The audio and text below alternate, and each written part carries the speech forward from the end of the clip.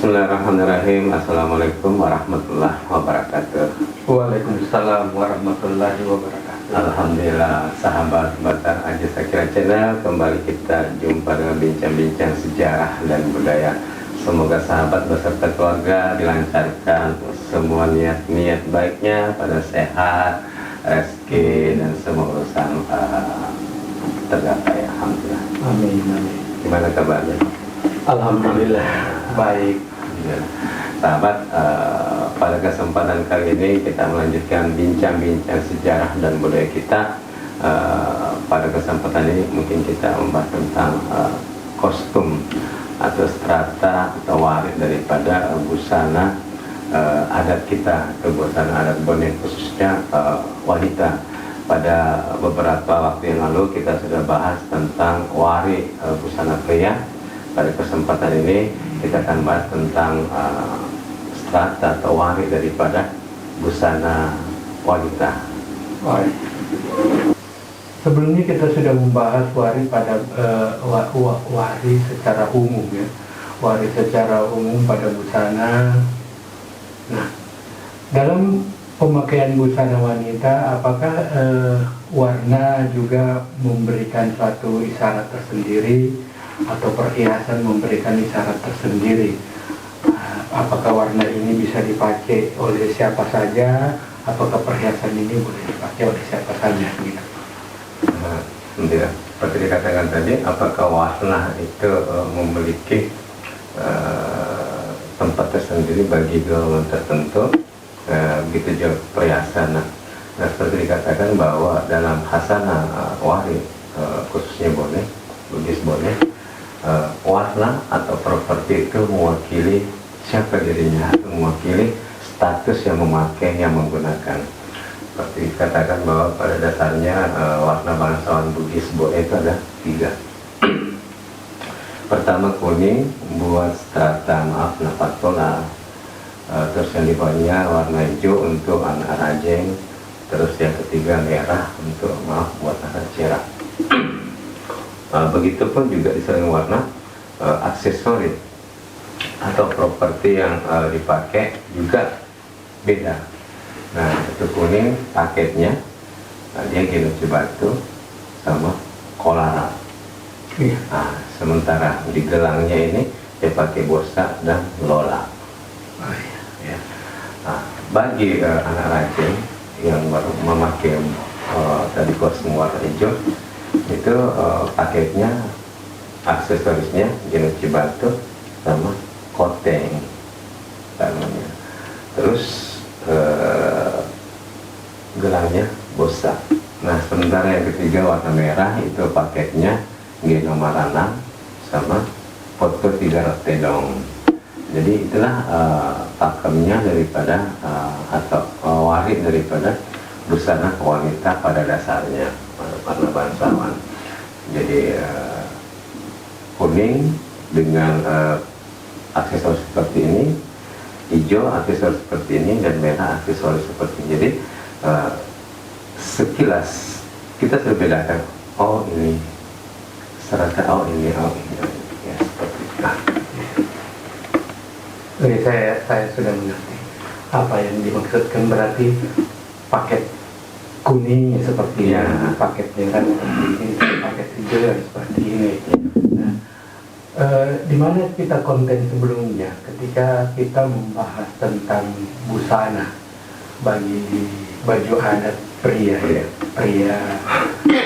pria Bugis. Pada saat itu kita membahas tentang keris. Keris kadang-kadang ditaruh di dalam dan kadang-kadang ditaruh di luar. Pada saat keris ditaruh di luar menandakan bahwa pria itu masih berjaga atau berjaga. Ya. Apakah di sini ada juga sistem seperti itu? Paket merahnya, paket hijaunya, paket warna kuningnya itu juga menandakan bahwa perempuan ini masih perawan, perempuan ini sudah menikah, begitu ya. jadi seperti dikatakan tadi bahwa apakah dalam busana wanita ada juga yang membedakan si pemakainya, apakah dia masih gadis atau dia nikah, seperti hanya di kostum pria. Nah, dalam tatanan wari kita di busana itu jelas menandakan ada itu seperti itu. Jika maaf bangsawan yang memakai pakaian kuning, itu bisa ditandai kalau dia gadis dari warna. Iya. Kalau kuningnya masih agak muda, berarti dia itu masih gadis. Terus aksesori, perhiasan. Kalau dia memakai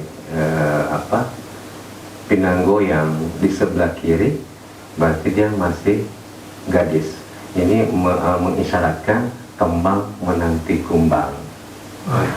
Kalau dia sudah menikah, otomatis kuningnya agak lebih tua dibanding kuning yang tadi. Terus pinanggonya, dia pakai bunga sibari, pakai bunga sibari di sebelah kanan.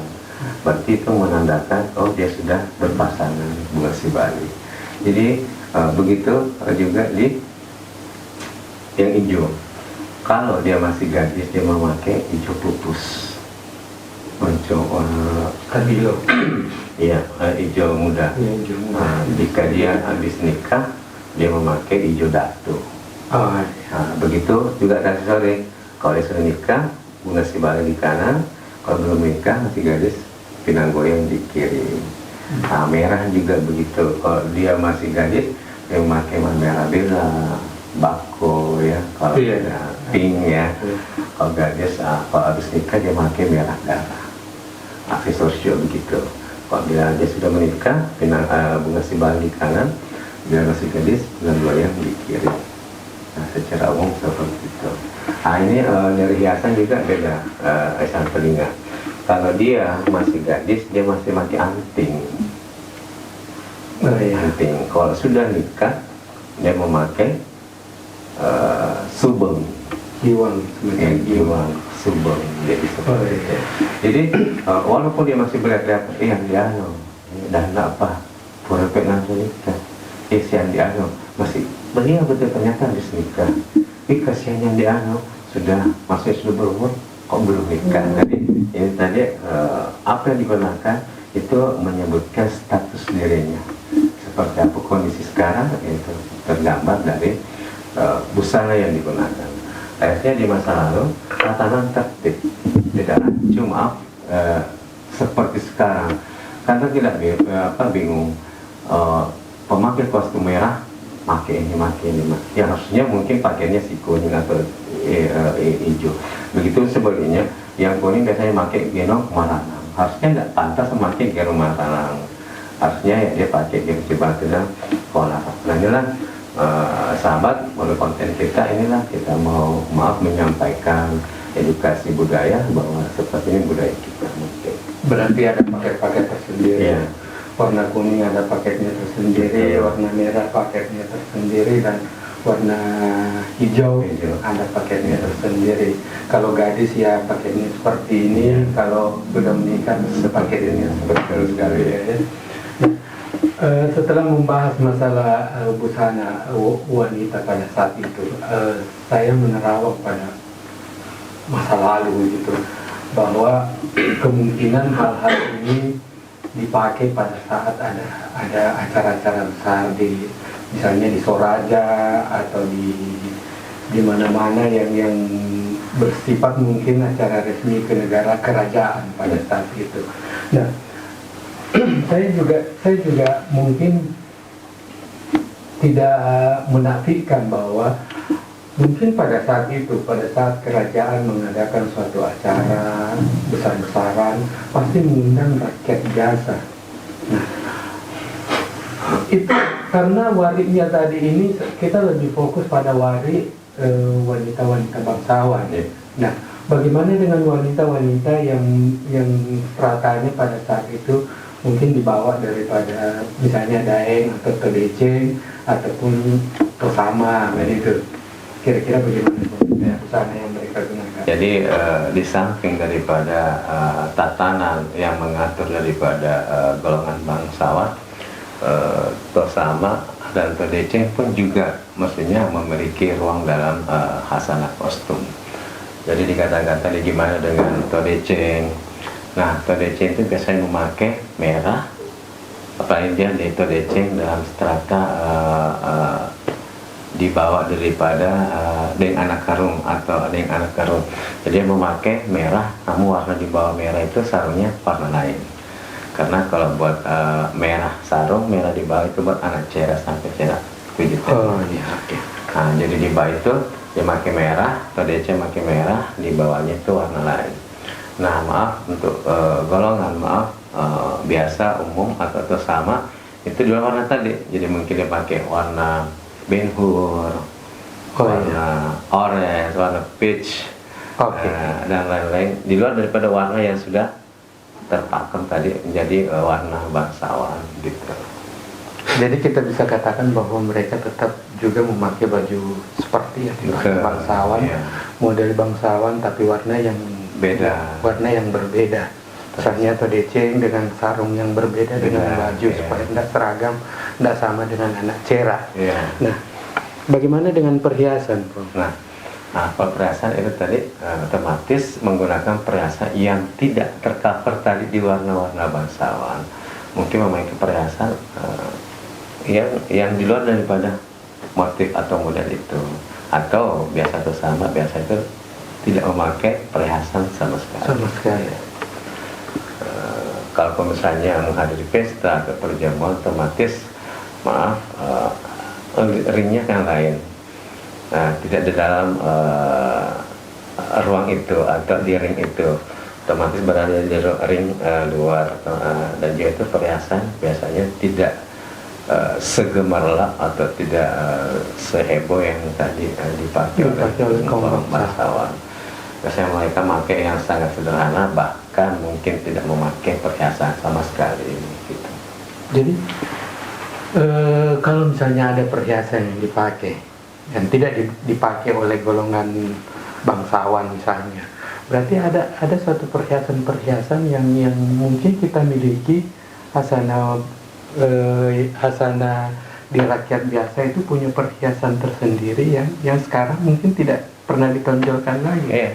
Ya berarti ada yang hilang dari kerajinan kita, budaya kita yang cuma sekarang itu tadi karena mungkin tadi edukasi budaya kita sudah makin lemah, otomatis itu muncul kerancuan.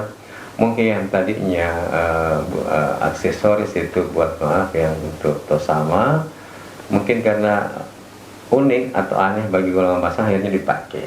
Oh iya. Sebaliknya juga begitu, mungkin aksesoris tadi buat bangsawan yang sebelumnya tosama tidak pernah pakai, tapi itu tadi ketatnya waris sudah lemah, kendor, akhirnya dipakai oleh golongan yang umum.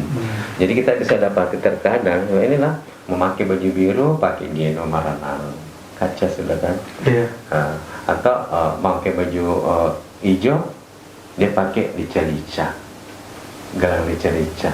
Oh, berarti yang harusnya buat untuk umum, kan untuk rakyat biasa. Gitu. Jadi itulah perlunya selalu ada transfer budaya, diskusi budaya, seperti halnya kita tidak kehilangan identitas budaya.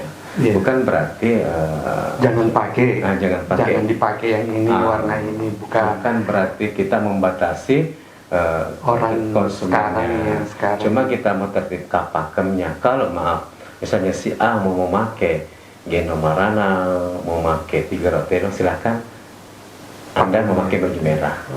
Hanya pakem ini tetap terjaga.